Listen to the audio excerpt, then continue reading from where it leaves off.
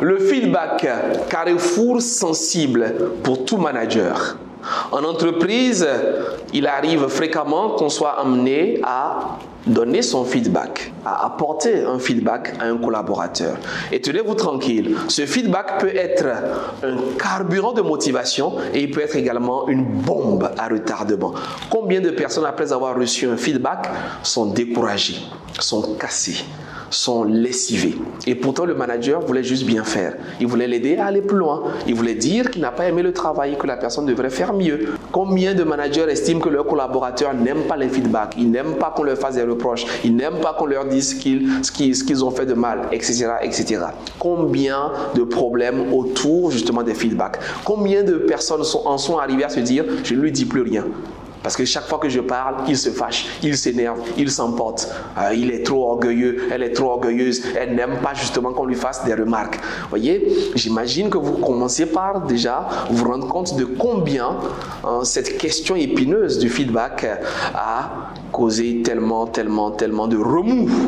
Et pourtant, il existe quelques éléments simples pour ajuster son feedback et peut-être trouver finalement la bonne formule. C'est pour cela que dans cette vidéo, je me propose de partager avec toi 3 expressions à éviter, à réajuster pour ne pas enflammer tes moments de feedback, pour ne pas créer des moments où ton collaborateur a envie de donner un coup de poing. Ça arrive, hein?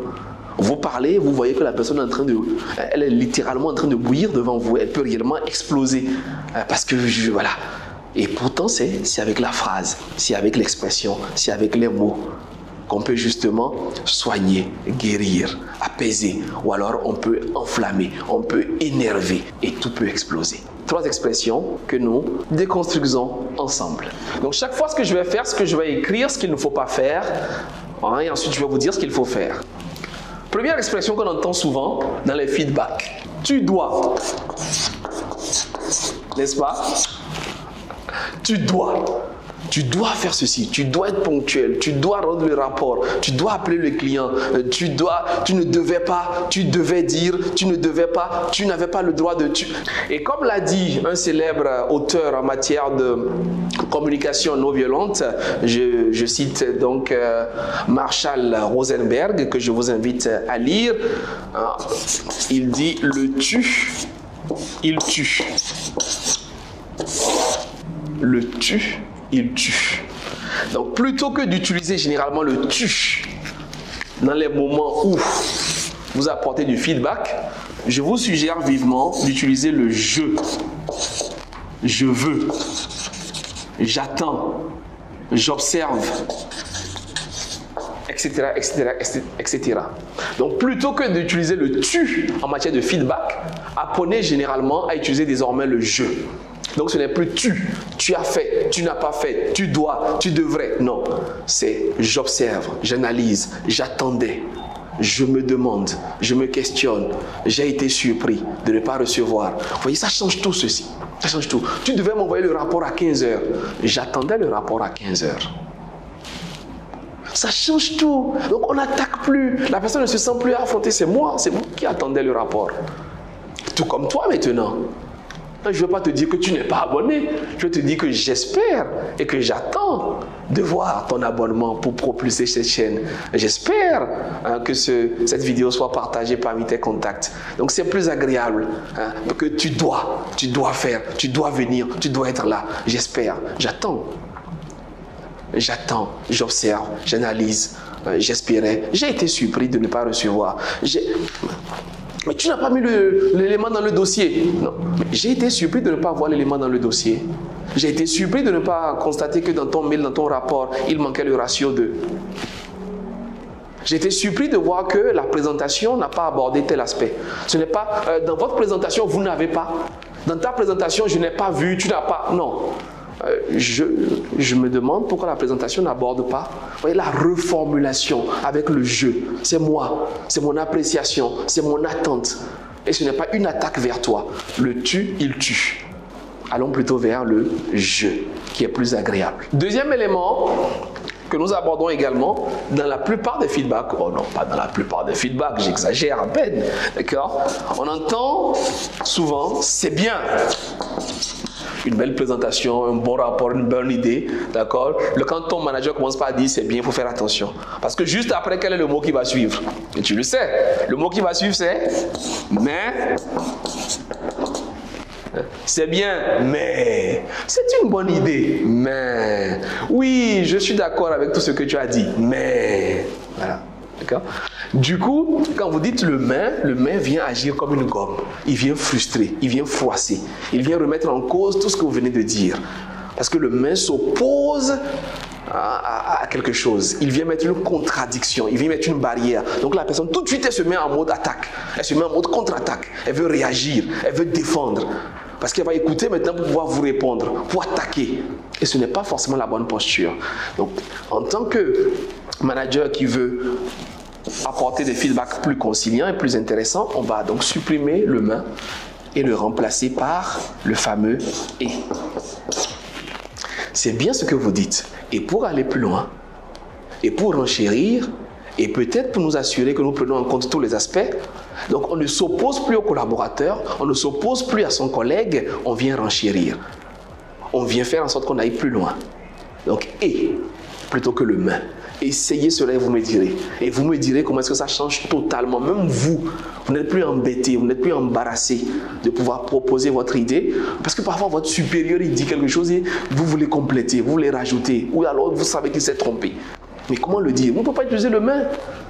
Et quand on dit ne pas utiliser, il ne faut pas non plus penser à toutefois, cependant, c'est pareil.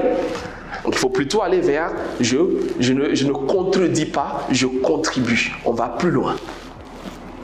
Donc ce n'est plus c'est bien mais, c'est bien et pour aller plus loin, et pour enchérir, et si nous voulons, d'accord? Donc ce que tu as proposé c'est bien, et si tu veux réellement que cela passe au niveau de la direction, ce serait bien de je suggère, je propose, voilà, il est intéressant, voilà, il serait bien de, voyez, et on vient donc en complément.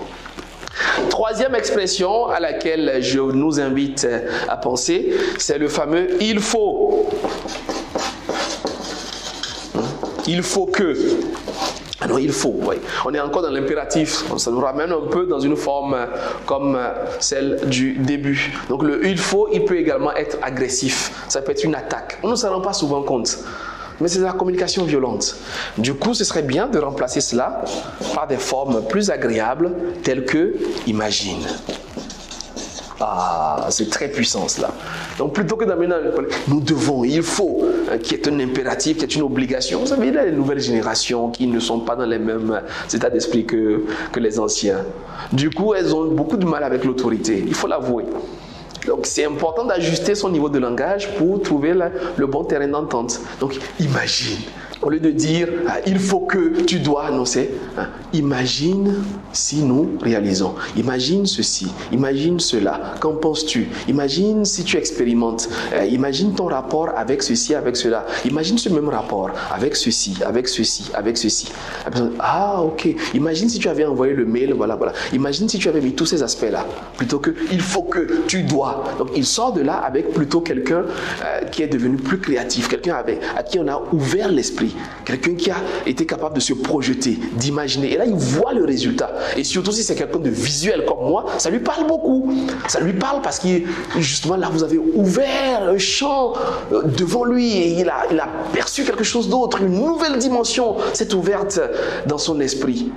Et là, vous l'avez fait grandir, plutôt que de le rapetir en disant « tu dois, voilà, hein, tu dois, il faut ». On le renferme dans un cadre. Les textes disent que non, c'est plutôt « imagine si tu avais pris en considération, ou bien si ce rapport intégrait, imagine si dans ta proposition, nous avions, etc. » Donc là, c'est vrai, ok, très bien. Voilà. Donc on l'invite à innover, à créer, à sortir de son univers, à aller plus loin, à voir les choses autrement. Et cela fait plaisir à tout le monde.